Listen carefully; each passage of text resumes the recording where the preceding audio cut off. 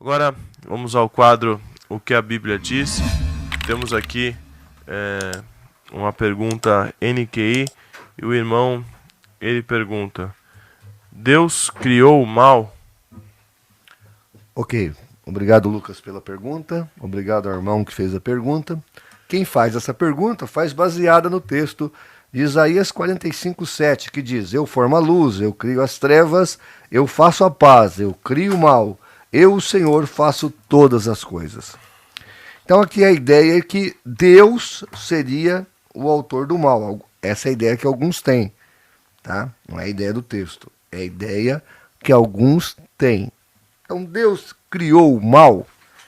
Bem, a Bíblia ela vai dizer que em Deus só há luz, não há trevas nem mal.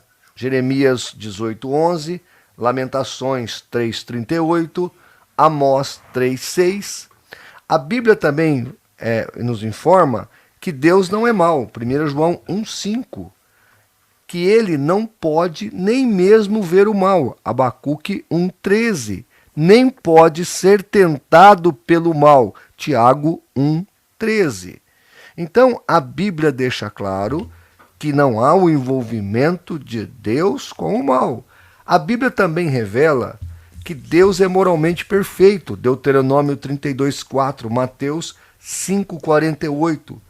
Que lhe é impossível pecar. Abacuque, ou Hebreus 6:18, perdão.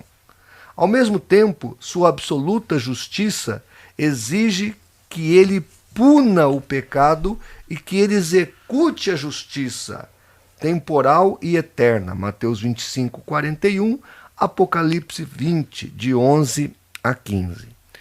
Voltando para o texto de Isaías 45, versículo 7, o que é que o profeta Isaías então está profetizando e está falando sobre Deus? Aqui, quando diz eu crio o mal, esse criar o mal não é no sentido do mal moral, mas sim de executar a justiça e a punição ao pecado. Então, quando a Bíblia fala que Deus cria o mal, que Deus forma as trevas, que Deus executa essa questão, ele está se referindo exatamente aqui, no contexto do texto, à sua justiça, quando ele pune o pecado. Vou dar um exemplo. Seu filho faz uma arte. Você é obrigado, né? Se você vai seguir a Bíblia, vai pegar lá o seu filho, ou dar um castigo para ele, ou talvez umas varadinhas na perna.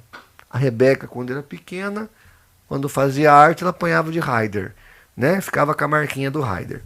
Então, era a minha punição para a Rebeca. Ela ficava de castigo, ou ela levava umas chineladas no popô. E apanhava mesmo, né? Sem nenhum problema. E graças a Deus que a gente pode educar os nossos filhos. Não espancar, mas se tiver que dar uma chinelada, uma varadinha, faz mal a ninguém, né? E aí, quando eu faço isso é mal. Eu dar uma varada no meu filho, uma chinelada, ou eu colocá-lo de castigo, isso não é bem, isso é mal. Mas esse mal foi gerado pela arte que a criança fez, pelo erro que ela cometeu. Então o erro que ela cometeu me obrigou a tomar uma atitude que, apesar de ser necessária, não é uma atitude agradável nem uma atitude boa. Então, o texto de Isaías 45:7 é exatamente o que a palavra de Deus está dizendo, é que Deus vai executar justiça, calamidade contra os ímpios, contra os pecadores, contra aqueles que afrontam a Deus. Por isso ele cria o mal. Neste sentido. Tá ok, pastor Edson Miranda? E quero deixar claro, viu, pastor Edson, que esta explicação não é minha. Aí você vai dizer, de quem? De quem? Eu respondo, João Calvino. João Calvino explica esse texto e ele, João Calvino, vai dizer que o mal que Deus cria aqui é o mal calamidade no sentido de julgamento. Essa é a pergunta que eu ia fazer para o irmão, se a visão calvinista sobre a predestinação do mal é diferente da visão arminiana. 100%. É totalmente antagônica, né? Porque, veja, o Calvino aqui vai explicar desse jeito, e eu estou explicando isso por causa disso. Mas em outros momentos ele vai dizer que tudo que acontece é decretado por Deus. Tudo, absolutamente tudo. Tudo. Ele diz o seguinte na Instituta número 3. Um certo mercador se perde da sua caravana, é assaltado, violentado e tem a sua cabeça decepada. Calvino diz assim: Deus não somente anteviu o ato, mas também o determinou. Então, e ele fala mais, que todo mal, todo crime que acontece no mundo é Deus que determinou. Então, no calvinismo, tudo que acontece é determinação de Deus e é vontade absoluta de Deus, é a perfeita vontade de Deus. É o beneplácito de Deus. É o decreto e o beneplácito de Deus. Beneplácito é o prazer. Deus ainda tem prazer que o seu filho, no caso da visão do João Calvino, que o seu filho sofra o assalto ou que o seu filho seja violentado, etc. e tal. Imagine você, se você é o pai daquela menina que o menor Champinha estuprou durante 5 dias e no último dia cortou a cabeça dela com uma faquinha de serra e decolou a criança. Então, na cabeça do Calvino, Deus não somente anteviu, mas decretou essa barbaridade, o que é absurdo. No arminianismo, o wesleyanismo, nós vamos entender isso como uma permissão de Deus. Então, Deus permite, por respeitar o livre-arbítrio humano, por respeitar o que acontece aqui, quer dizer, esse clima que nós criamos aqui tem a ver com a queda, que é uma decisão do homem, uma decisão livre do homem. Então o livre-arbítrio é que gera toda essa problemática. Quando você tira o livre-arbítrio da equação, você tem um problema sério. Porque se você tirar o livre-arbítrio do homem, sobra tudo para Deus. Para você ter uma ideia, eles falam que o diabo é apenas um instrumento de Deus. Eu me lembro que eu estava num debate lá no programa Vejam Só, e eu perguntei para o calvinista: ora, se Jesus se manifestou para desfazer as obras do diabo, 1 João 3,7, se ele se manifestou para desfazer as obras do diabo, né, e o diabo só faz a vontade de Deus, então Jesus teria lutado contra a vontade de Deus? Aí o calvinista patinou, porque não teve resposta. Porque não tem resposta. É óbvio que o foco é o diabo, que é o nosso verdadeiro inimigo. Eu até achei engraçado porque ontem, sábado, eu estive com o pastor, nós fomos assistir um coral, eu e o pastor Rinaldo Filho, nós fomos numa igreja presbiteriana. E o pastor pregou Êxodo 14, né?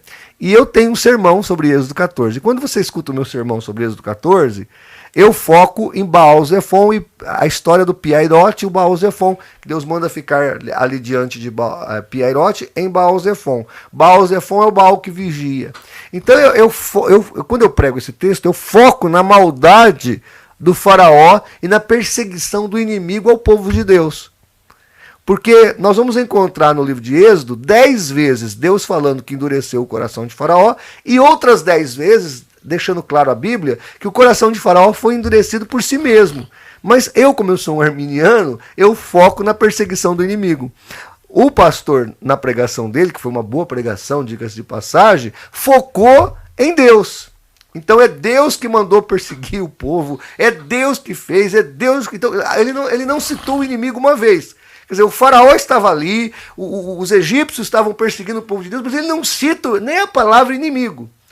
Porque quando você tem um Deus que realmente determina o mal, você não precisa mais falar do diabo. Você elimina o diabo da equação. Você só fala de Deus. E é lamentável isso, porque é uma falta de entendimento teológico da palavra de Deus. Deus é muito diferente em permitir uma ação do diabo e em decretá-la como sua vontade de beneplácito, como a sua vontade perfeita. É uma diferença enorme. Então, quando você escuta um calvinista pregando e um arminiano pregando, você vê a diferença clara, né? O arminiano foca muito no inimigo. Então, as ações más, ele coloca o inimigo agindo. Enquanto que o calvinista, tanto nas ações positivas quanto no mal, ele coloca Deus agindo. Então, Deus faz tudo.